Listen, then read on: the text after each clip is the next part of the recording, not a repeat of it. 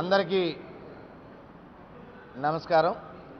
Visakhapatnam YSR Congress party నగర కార్యాలయం నుంచి వేదిక మీద ఉన్నటువంటి పెద్దలు, కన్వీనర్లకు, అనుబంధ సంఘ ప్రెసిడెంట్లకు, పాత్రికేయ మిత్రులకు అందరికీ నా యొక్క హృదయపూర్వక నమస్సమాంజలు. రాష్ట్రంలో జరుగుతున్నటువంటి పరిస్థితులు, రాష్ట్ర ప్రభుత్వం టీడీపీ పార్టీ వ్యవహరిస్తున్నటువంటి వ్యవహార శైలి ఒకసారి రాష్ట్ర ప్రజలకి వివరించాలన్న ఆలోచనతో ఈరోజు ఈ సమావేశాన్ని ఏర్పాటు చేయడం జరిగింది. ప్రధానంగా ఈరోజు మరి ఈ రాష్ట్రంలో ప్రత్యేక హోదా కోసం రాష్ట్రంలో ఉన్నటువంటి ప్రతి ఒక్కరూ కూడా కోరుకుంటున్నటువంటి తరుణంలో అన్ని పక్షాలు కూడా మరి పోరాటానికి సిద్ధపడుతున్నటువంటి తరుణంలో ముఖ్యమంత్రి గారు అసెంబ్లీ సాక్షిగా అసెంబ్లీలో ఆయన మాట్లాడుతున్నటువంటి విధానాన్ని చూస్తుంటే ఆయన కూడా చాలా సీరియస్గా ప్రత్యేక హోదా మీద పోరాటం చేస్తున్నాడు అని అనిపిస్తున్నటువంటి తరుణంలో రెండో కోణంలో చూస్తే భయం వేస్తుంది. ఎందుకంటే గత 4 సంవత్సరాలు కాలయాపన చేసి రాష్ట్రానికి అన్యాయం చేసి ఏ రోజు గట్టిగా మాట్లాడినా కానీ గొంతు నొక్కి బలవంతంగా ఆపి అరెస్టులు చేపించి పోలీస్ స్టేషన్లో పెట్టించి ఈ ఉద్యమాన్ని అణిచివేయాలన్న ఆలోచనతో గత 4 సంవత్సరాలుగా వ్యవహరించినటువంటి శైలి ఒక్కసారి మళ్ళీ మాకు గుర్తుకొస్తుంది.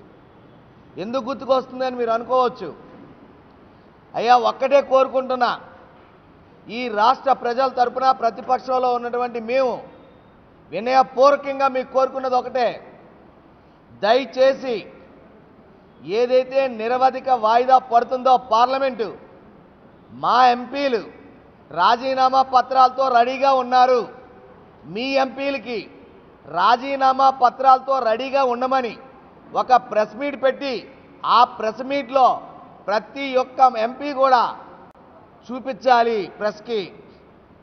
స్పీకర్ ఫార్మెట్లో మేము ప్రత్యేక హోదా డిస్కషన్ మీద మీరు తీసుకురాకపోతే, అవిశ్వాస తీర్మానం మీద కానీ మీరు డిస్కషన్కి రాకపోతే, ప్రత్యేక హోదా ఇవ్వకపోతే మా ఎంపీలందరూ కూడా రాజీనామా చేస్తారు స్పీకర్ ఫార్మేట్తో అని చెప్పి మీరు తక్షణం ఈరోజో రేపో మీరు అనౌన్స్ చేస్తే దాని ప్రతిఫలం ఈ రాష్ట్రానికి దక్కుతుంది. రేపు కేంద్రం దిగి రావడానికి అవకాశం ఉంటుంది. ఎందుకంటే 25 మంది ఎంపీలు కమిట్మెంట్తో కలెక్టివ్గా ఉంటే దేశం అంతా ఆంధ్ర రాష్ట్రం వైపు చూస్తుంది. మనకి న్యాయం జరుగుతుంది. ద్వంద్వ వైఖరి చేయమాకండి, ద్వంద్వ ప్రమాణాలు చేయమాకండి. మళ్ళీ తప్పుడు వాగ్దానాలతో, మళ్ళీ ఓట్ బ్యాంక్ రాజకీయాలతో ఈ రాష్ట్రాన్ని పాడు చేయాలని అనుకుంటే మాత్రం చూస్తూ ఎవరం కూడా ఊరుకోమని చెప్పి దీన్ని ప్రజల దగ్గరికి తీసుకొని వెళ్తాం, ప్రజల్లో తేల్చుకుంటామని చెప్పి మరొక్కసారి హెచ్చరిక చేస్తూ తక్షణం మీ ఎంపీలతో రాజీనామా చేయించండి. గతంలో మీరు ఇచ్చినటువంటి వాగ్దానాలన్నీ కూడా ఈ రాష్ట్ర ప్రజలు గమనిస్తూనే ఉన్నారు. అవన్నీ కూడా వాళ్ళకి తెలుసు. మళ్ళీ అదే వైఖరిని మీరు అవలంబించుకుంటా మీ ఎంపీలతో రాజీనామా చేయించే విధంగా మీరు ఆదేశాలు జారీ చేయండి. అప్పుడే కేంద్రం దిగొస్తుంది.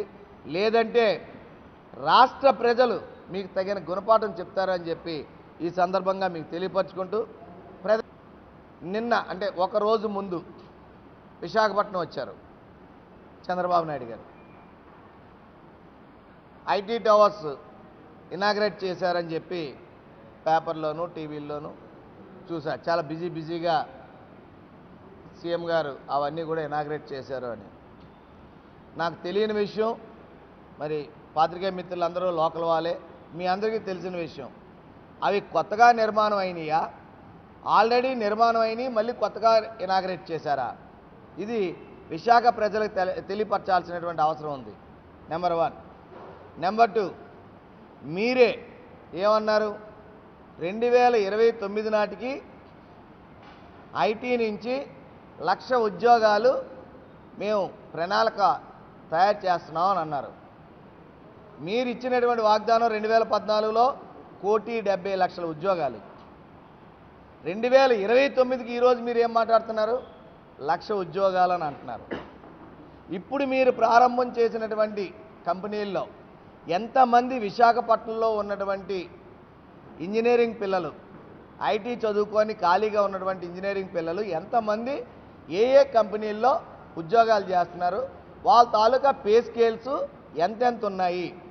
ఇది విశాఖ ప్రజలకు చెప్పాల్సినటువంటి అవసరం ఉంది. నేను రాష్ట్ర ప్రజల కోసం నేను అడగట్లా, విశాఖ ప్రజలకు చెప్పాల్సినటువంటి అవసరం ఉంది.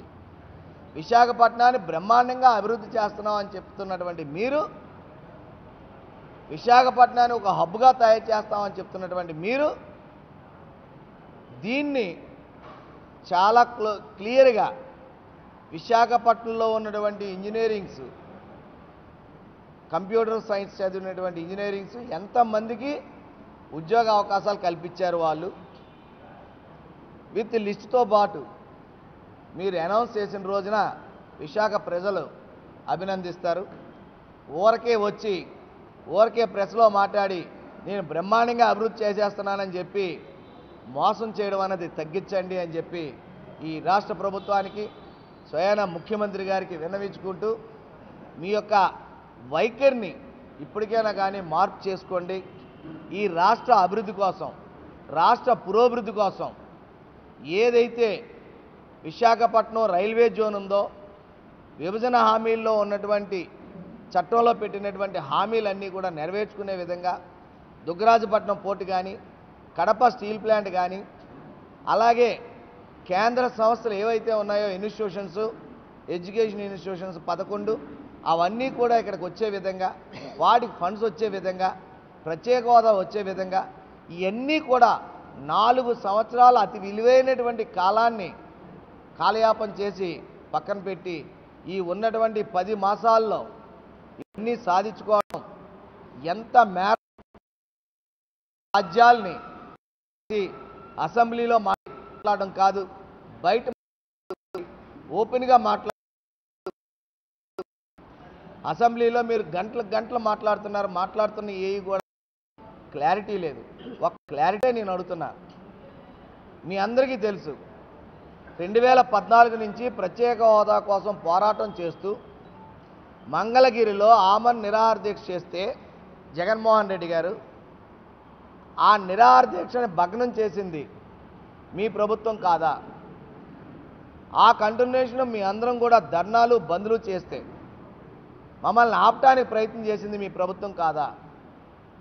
విశాఖపట్నంలో ప్రత్యేక హోదా కోసం సంఘీభావం తెలియపరచడానికి ప్రతిపక్ష నాయకుడిగా విశాఖపట్నం వస్తే సివిలియన్స్ రన్వే మీదకి ఎంటర్ అవడానికి వీల్లేదు. సివిలియన్ పోలీసులు రన్వే మీదకి ఎంటర్ అయ్యి జగన్ గారిని నిర్బంధించినటువంటి విషయం ఒక్కసారి గుర్తు తెచ్చుకోండి.